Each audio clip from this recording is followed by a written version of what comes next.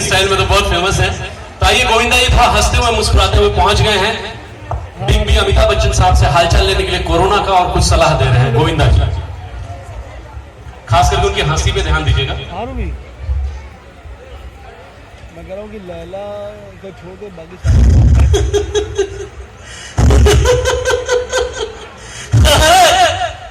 वाह कमाल, अरे कमाल कर दिया आपने। अरे लोगों को बोलते गए हाथ धो लो साबुन से, खुद ही अरे कमाल करते हैं जी। अरे मैंने तो कितने बार आपको समझा लेकिन आपको बात समझ में नहीं आती है। अरे कम से कम खुद ही हाथ धो लेते, काहे के लिए गए थे बगीचे में घूमने के लिए। लाइन में खड़े हो गए नाना पाटेकर साहब। एक तो बहुत धीरे बोलते हैं, बहुत ज्यादा स्पीड में बोलते हैं। नाना पाटेकर साहब पहुंच गए हालचाल पूछने के लिए। आइटम बहुत अच्छे हैं लेकिन मैं चाह रहा हूं सिर्फ कोरोना से आपको अवगत कराने के लिए, और कुछ नहीं है मेरा उद्देश्य। थोड़ा नया हो, फ्रेश हो, मजा आता है।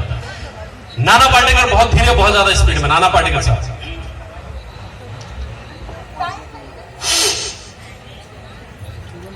अच्छा है, बहुत अच्छा है। समझाता था मैं तुमको, कोरोना से दूर रहना बोलता था मैं, बात समझ में नहीं आई यार। एक अपने धंधे का एक उसूल है, इतने देर से तेरे को समझा रहा हूं सैनिटाइजर लेने का, मास्क पहनने का, इतने देर से पीपीई किट पहनने का, लेकिन नहीं समझ में आता है। काय को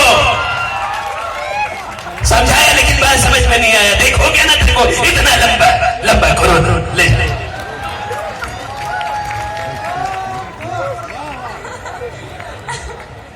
अब तो हाथ कैसे धोता है भाई? अब तो ताली बजनी चाहिए। ये हुई ना बात। वैसे शुभम जी बहुत